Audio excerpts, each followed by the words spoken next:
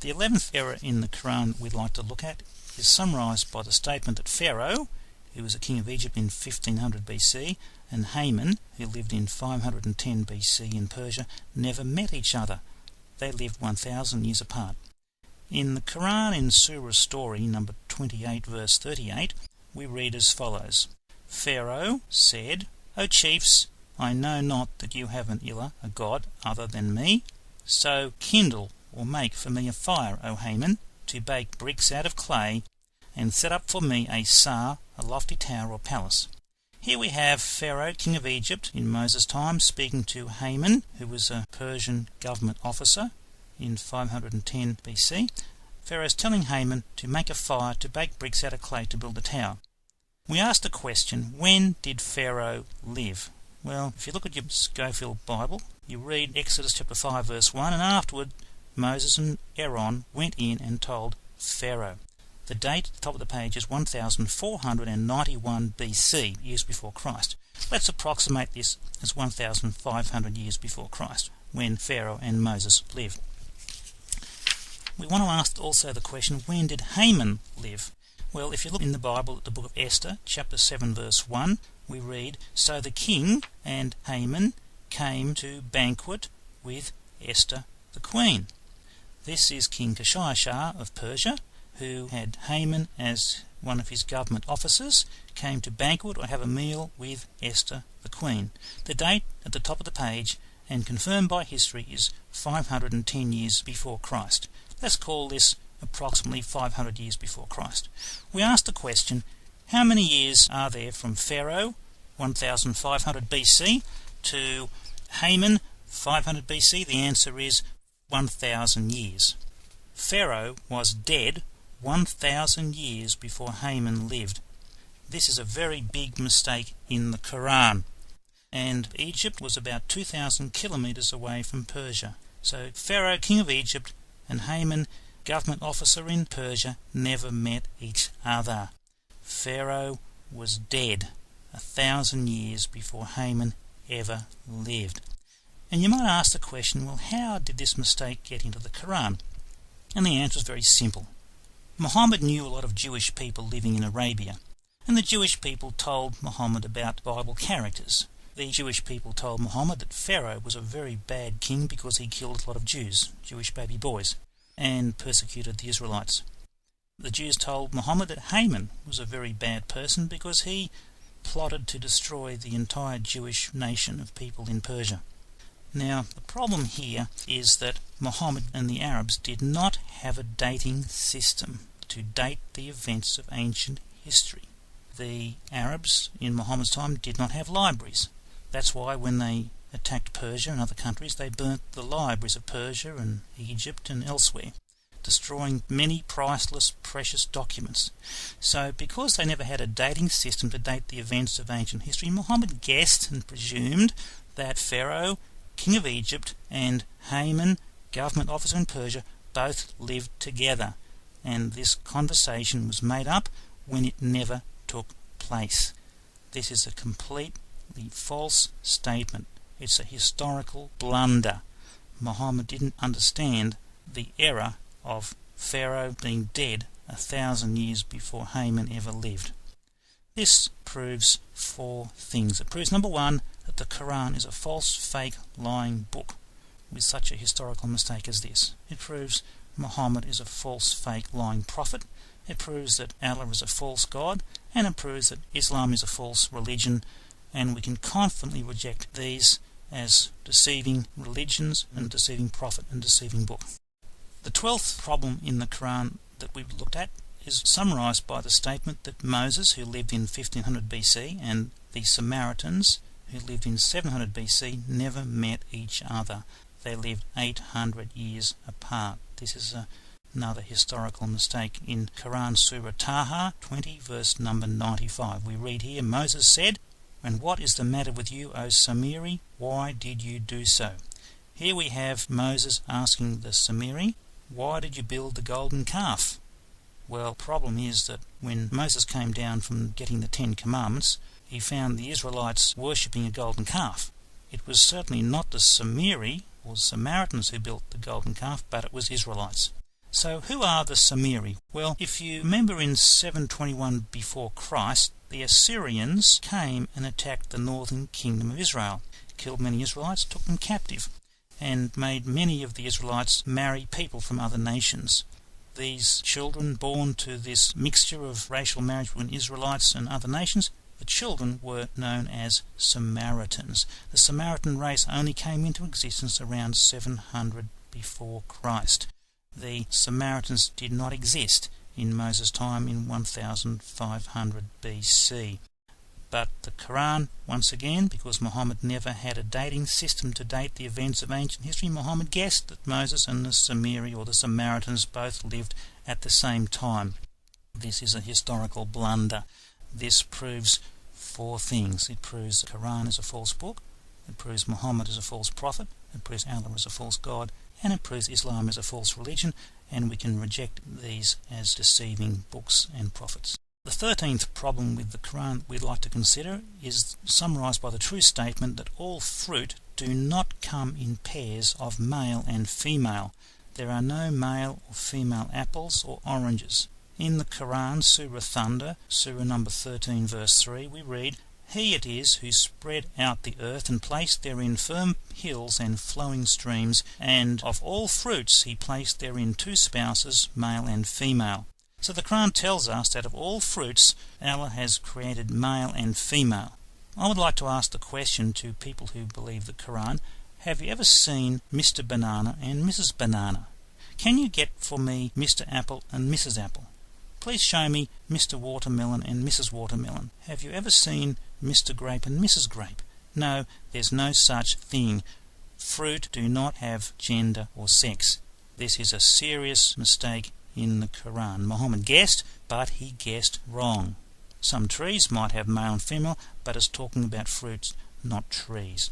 Of all fruits, he placed there in two spouses. This mistake proves the Quran's a false book, Muhammad's a false prophet, Allah's a false God, and Islam's a false religion, and you can reject these with confidence. The 14th problem with the Quran is summarised by the true statement, "It is not safe to eat any sea creature," as Quran Surah 5 verse 96 claims, because some are poisonous, such as the box jellyfish. The Bible, on the other hand, distinguishes between edible fish that you can eat, which have fins and scales, compared to unclean fish without fins and scales. Leviticus 11 verses 9 to 12. But in the Quran we read, Surah 5 verse 96, "Lawful or halal to you is what you catch from the sea, and the sustenance or nourishment it provides, a wholesome food for you and for the seafarer or sailor." So the Quran is telling us here that it's lawful and halal to eat what you catch from the sea. Let's imagine you're out and you catch a box jellyfish. If you believe the Quran to be true, would you be quite happy to eat the box jellyfish? The problem is that if you look at Wikipedia, there are about 1,200 species of poisonous fish. If you eat them, you're dead. If you touch a box jellyfish, you will very likely to be dead in 5 minutes. If you eat a box jellyfish, you are dead less than 5 minutes. There are many species of poisonous fish in the sea that Muhammad knew nothing about. He guessed that it was okay to eat all fish in the sea, but it's not. It's very dangerous. Maybe we should get the mullahs and the Islamic leaders to come and eat box jellyfish to see if they are happy to practice the Quran. The Quran is a deadly book because if you eat these fish, it'll kill you according to recommendations in the Quran. This proves the Quran is a false, fake, lying book. It proves Muhammad is a false, fake, lying prophet. It proves Allah is a false, fake, lying God, not the true God. And it proves Islam is a false, fake, lying religion, which can be all rejected with confidence. The 15th problem with the Quran we'd like to look at is summarised by the true statement, "Semen, or male reproductive fluid, sperm, does not come from between the backbone and the ribs," as Surah Al-Tariq 86 verses 5 to 7 tells us.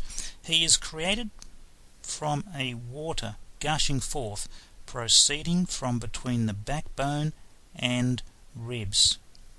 Well, people in Muhammad's time asked, well, where does semen come from? They didn't know. But in the Quran, Muhammad guessed that semen comes from between the backbone and the ribs. Now, if you look at your backbone and your ribs, you will find that the testicles are about 30 to 35 centimetres lower down from a line drawn from the base of the spine to the base of the ribs. Muhammad guessed, but he guessed wrong. Semen does not come from between the backbone and the ribs. This is a biological mistake, and it proves the Quran is a false book, Muhammad's a false prophet, Allah's a false God, and Islam's a false religion, which can all be rejected with confidence. The 16th problem in the Quran is summarized by the statement, the sun does not float in an orbit, earth and the moon do. Surah Yasin, chapter number 36, verse 40 and 21, verse 33. It is not for the sun to overtake the moon, nor does the night outstrip the day. They all float each in an orbit. Well, it's correct to say that the moon floats in an orbit, but it's wrong to say the sun floats in an orbit. If the Quran said the earth and the moon float in an orbit, that'd be good, but it says the sun and the moon. It looks like the sun and the moon move in an orbit, but it's the moon orbiting the earth and the earth orbiting the sun. That would have been a more correct statement to make. This mistake proves the Quran's a false book, Muhammad's a false prophet, Allah's a false God, and Islam's a false religion, which can be rejected with confidence. The 17th problem with the Quran that we look at is summarized by the true statement, the moon does not follow the sun but is in a different orbit. Surah Sun 91 verses 1 and 2, where we read, by the moon as it follows the sun. The moon follows earth is the more correct statement to make, and this proves the Quran's a false book, Muhammad's a false prophet, Allah's a false God, and Islam's a false religion, which we can reject with confidence. The 18th problem with the Quran is summarized by the true statement, King Solomon of Israel did not die in the 7 years building his temple, as the Quran says, but he ruled for 40 years.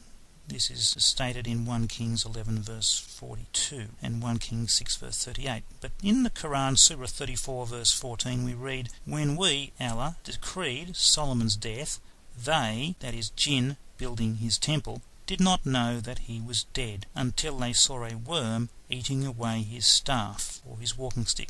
When his corpse fell down, the jinn realized he was dead. Well, the Quran is telling us that Solomon was standing, supervising or watching the jinn build his temple. Well, first mistake is that jinn did not build Solomon's temple.